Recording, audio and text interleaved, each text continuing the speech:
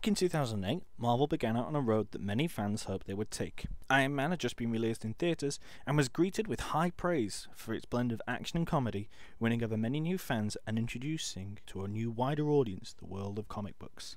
But it was the ending that created the most hype, as it teased the audience with a much grander plan.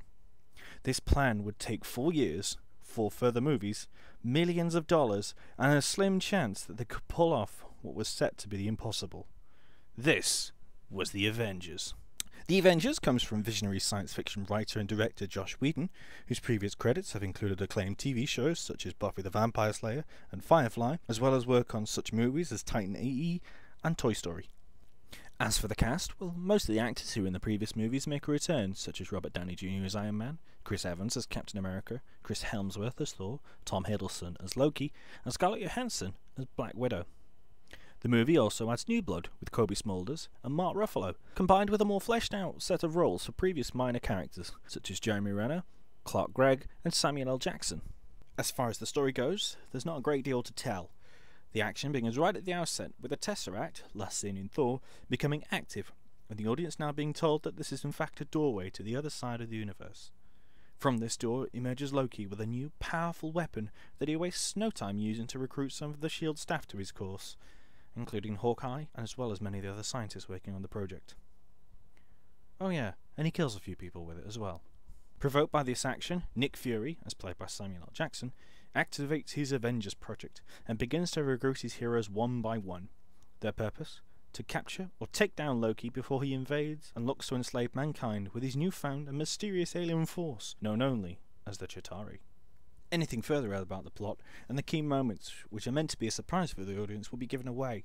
However, all I can tell you is that the rest of the movie contains plenty of action, drama, tension-filled dialogue, and of course laughs, many of which will come at the most unexpected but well-timed moments.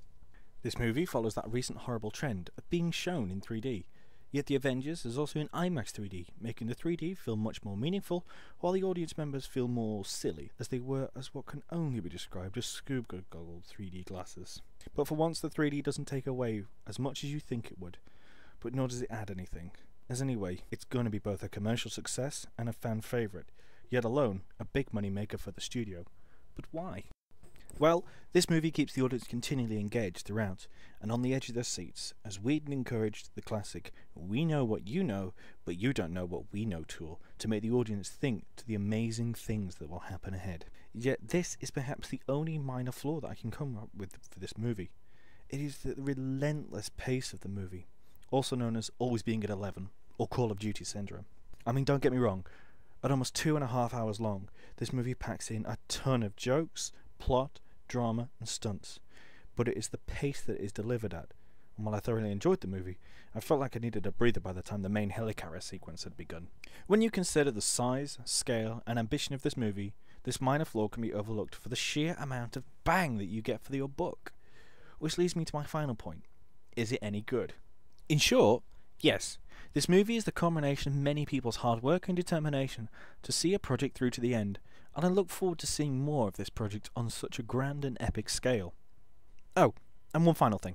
Stay until the end of the first batch of credits, where you'll find a teaser and an explanation as to where and who both Loki and the Chitauri were working for. The hint is that this will be the next Avengers storyline, and boy is it both a huge fan favourite as well as a well-known story of the Marvel Universe. Thanks for watching, and just remember, there's always going to be an episode 2 of this. Trust me, it'll be better than Star Wars.